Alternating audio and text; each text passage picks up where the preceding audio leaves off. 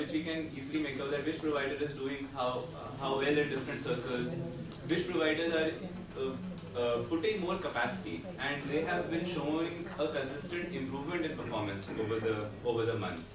All of that data is already available. The challenge is that it's not been made accessible to users in an easy way, because it's sort of there in PDF formats on the TRI website, and the effort is also small in terms of, so as with some students, we are actually building a small app which will basically take up all of this data from the TRI website, and it will provide this data easily to the consumers. So you can also think of it as a consumer-driven label, which is based on available data.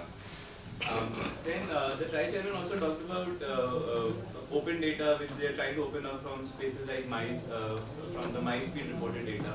So in the same way, there are other data sources also. Once it comes back, we'll take a look.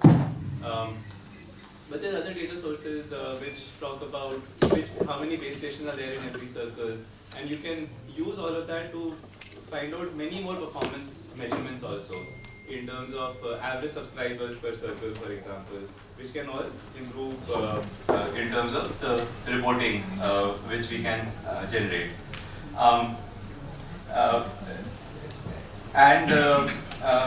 One interesting point which the TRI chairman also mentioned, and which I think we can keep pushing this point and hopefully it will get accommodated, is this whole notion where he was saying that he was talking about the laws of physics and why minimum speeds can't be guaranteed.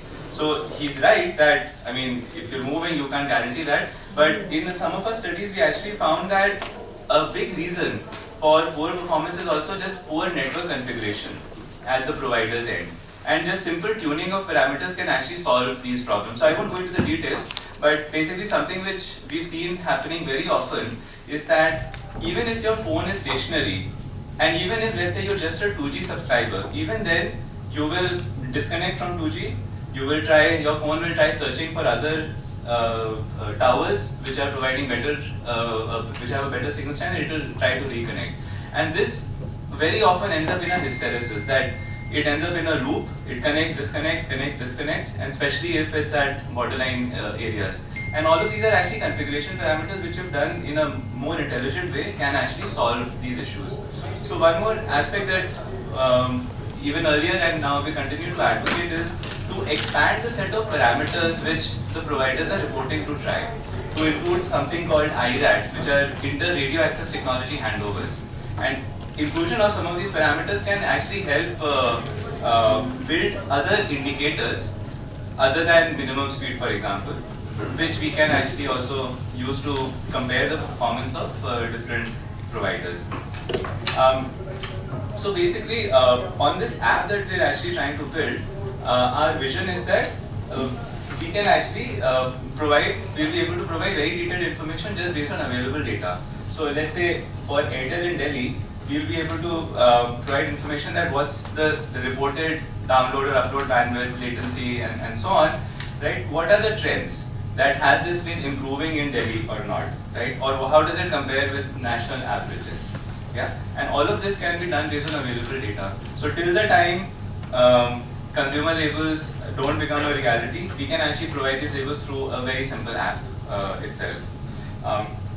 So I will not talk so much about this other aspect, but what we can also do in the long term is, something that we can push providers towards is that they are providing aggregate information to the to TRI, but they are perfectly also capable of measuring performance at a per user basis, and that will actually be very radical if implemented, because what that will mean is that the user can actually can get reports from the provider that exactly what bandwidth was provided to the user, what latency was provided to the user, and that can be compared also with the values which are being reported at an aggregate level to TRAI. Right. So just to summarize, that a lot of information for labels is already available. It's just a matter of figuring out how to simplify it and how to print it and make it available to at the point of sale, so consumers get more aware. And there are several improvements, however, that we can suggest. Certain indicators are not being reported to TRI; those can be included. some indicators, measurements, methodologies can be improved, some indicators can be made more specific. And till the time broadband labels don't become a reality, as part of this whole consumer movement, will be releasing this app. We've already started work on that. That all this information can become easily accessible to consumers even today.